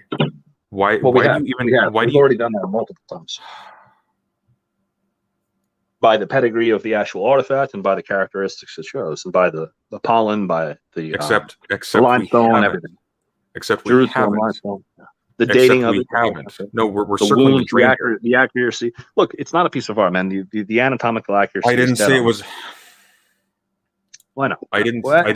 That was in circles at this point. Yes, because you keep forgetting the last 5 minutes of argumentation every time you switch to a different thing. It's like.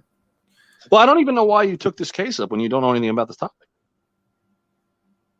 Well, I was hoping that you knew something about the topic, but it seems like Well, you I have a told you a narrative in great your head deal. that you do know I something told about the you- topic with no citations or references. I mean, I Like, what do you told you a want? great deal about. I told you a great deal about the topic, from its history to how it became an Look, object of interest. I'm gonna tell you about the veracity of what's the thing that Scientologists do of e-reader, or not e-reader, what are they called?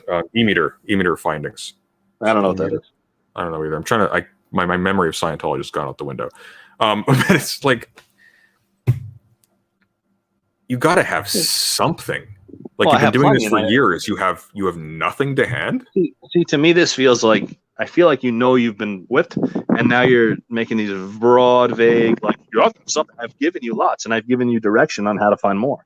If you're interested, look. Don't look if you're not interested. All the direction you've given me is this website, and you can't remember a single paper from it. No, I told you Habermas, who's like a mainstream respected scholar, he does lectures on the topic. Robert Spitzer does lectures on the topic. People who are on the START team do lectures on the topic. Barry Schwartz, the photographer on the START team, does lectures on the topic. I mean, you have peer-reviewed studies, you have journals devoted to the shroud. Like, and there's ample evidence out there for you to look into if you want the specific names and dates and which colleges did the journals, and you can get all of that. This is not the purpose of this debate. It's to lay out the basic case. Okay, so just to be clear, it is a debate then. Oh, discussion, debate, whatever you want to call it. Okay, so I don't know what to say, except every single thing that I cite is because This I is looked meta. it up. I don't want to hear the meta. Like, either have an argument on the specific What do you mean? topic. What does that mean? You don't want to hear the meta? The meta is like, it's not actually the argument anymore. You're arguing about the argument. I'm not interested in arguing about the argument. Your argument. The audience can judge for themselves B3, who made the better argument. B3. Your argument relies on anecdotes about studies that you can't even remember. So again, you're arguing about the argument. I'm not going to fall into that trap. Like, people in the audience can judge for themselves who presented the proper case, and they can follow up on their own. I'm not going to argue with you about the argument. Oh, well, then we're done then. Take care. Oh, that was painful. I'll not do that again. Whew, have a good night, guys. Sorry for wasting your time. That was, oh my god. Oh my god. That was exhausting.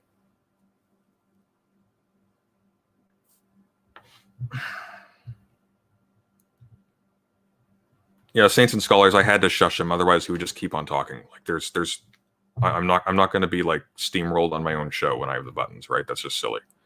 I offered to bring in somebody to moderate if he wanted it to be fair.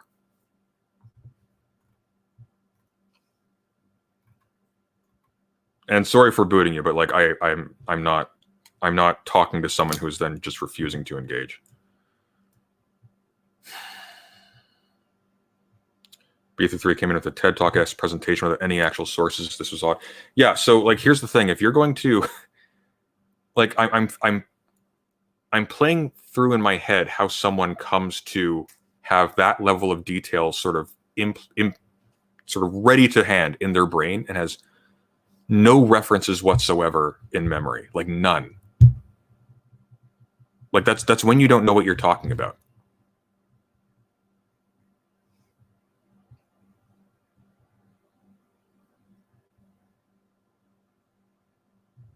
Anyways.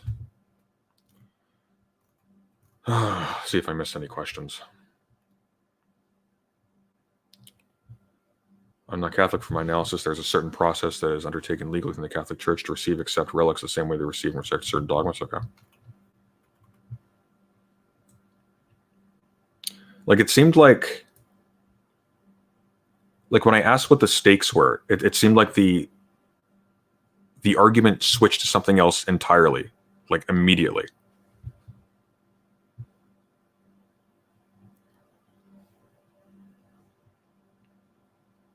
I think the best explanation for why that is because he didn't actually look into any paper and only watched apologetic videos. It seems that way.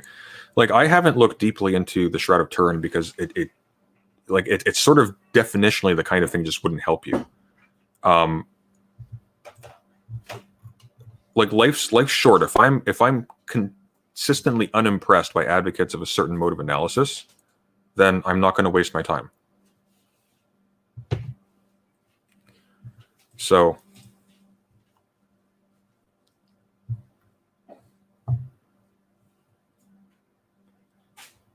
I don't even know what to make of that. Like, so just to lay out the issue that I was having ultimately is that even if I concede that everything said about the Shroud is correct, we haven't actually established the identity of the Shroud with the image depicted that is referencing a similar Shroud. Like, all you get from that is it's a similar Shroud. That's all you get. Thank you. And then he says, like, it can't be a forgery because they didn't know how Roman executions were performed. But then he says, like, this is the Shroud they had. How do we know this? Because it depicts the same features as the Shroud that we have now. Like, well, wait a minute. If we have an ancient text that depicts the features of the Shroud that we have now, then there is every reason to think that people existed who knew what the Shroud looked like, or who knew what those what the features detailed on that image would look like.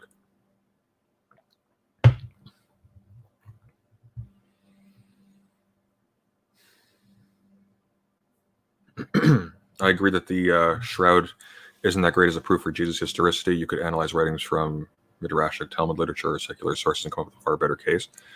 I mean, like, some of the like, generally speaking, we have a massive poverty of information about that time period, and even for some time after that. So, like, for me, what I would look for as evidence would be, for example, things that it introduced that were novel, that we can't really trace to sort of stuff in the environment or preceding it. And what you would look for is the sudden appearance of concepts that rely on sort of specific historical contingencies that aren't present in previously existing literature. And that would be an argument for dating, let's say, like a text to a certain period. I don't see what, like, even if I conceded that we can date this Shroud and locate it directly in Jerusalem at the time period, even that wouldn't be an argument for saying it's Christ specifically, or for saying that it's evidence for miracles. He seems to be thinking that a picture on a piece of cloth is beyond human ability to produce. If it was beyond human ability to produce, people would be more interested in it. And from what little I've seen, there seems to be almost no reputable contention that it actually is beyond human capacity to reproduce, even in the time period with period materials. Like, there's just nothing here. Even with things like the broken legs, I don't know how you determine that. How do they determine that we just have the Shroud, right? We don't have the body. So how did they determine that the legs weren't broken? Like, if this person was given like a proper burial and whatnot, well, one of the things they would do is they'd clean up the body and they would arrange the pieces so it doesn't look like a mangled mess.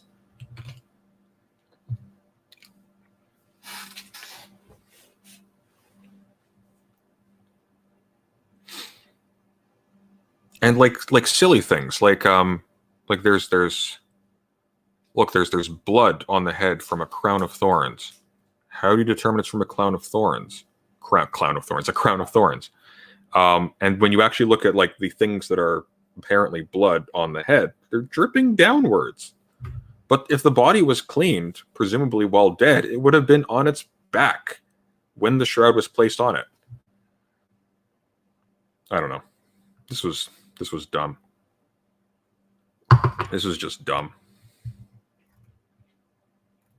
I'm going to go back to researching Kabul and doing a reading of the Fall of Kabul through Machiavelli, so that should be interesting. Hoping to have that up by tomorrow. Anyways, thank you for enduring this with me. Take care.